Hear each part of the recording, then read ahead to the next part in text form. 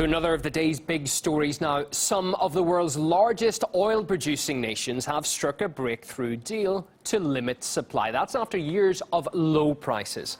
The historic decision was quick to send oil prices surging, following 2 years of all-time lows.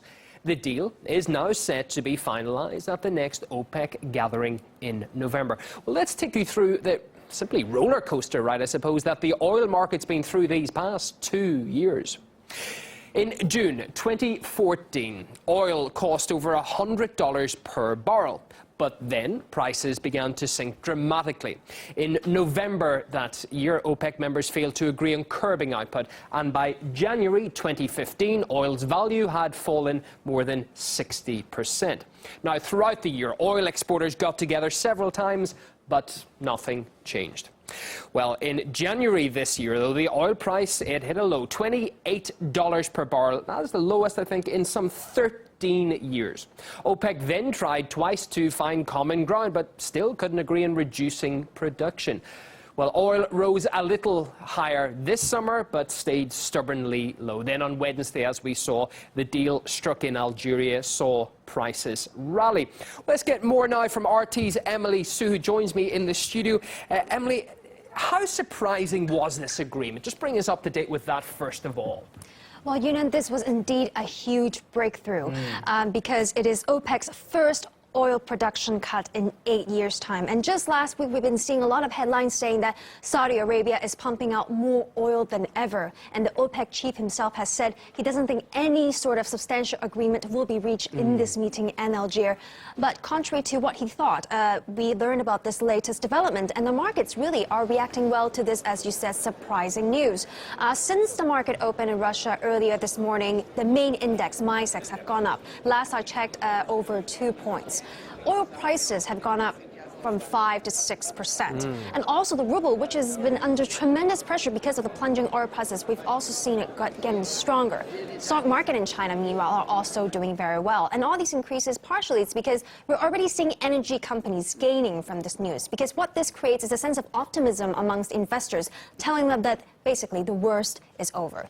But let me just remind you, all this didn't come easy. I mean, it came after a lot of lengthy and complicated negotiations amongst all the OPEC member nations who've met 3 times this year alone. First in February, and then in April, and now in September. And they're meeting in a bid to tackle this crisis that's been affecting so many oil-dependent economies around the world. Let's take a look.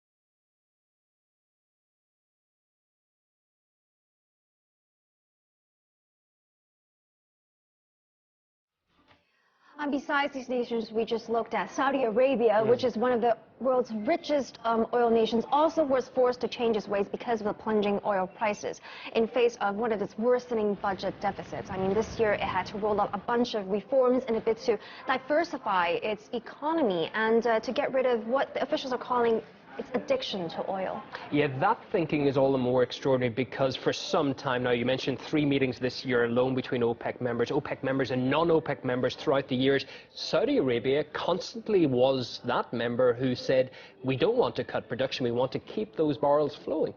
Now they're changing tune, right? Yes, in fact, judging on the latest development, many would argue that Saudi Arabia pretty much took a U-turn. And many would see this as just goes to show how Saudi Arabia's oil strategy, how much it backfired.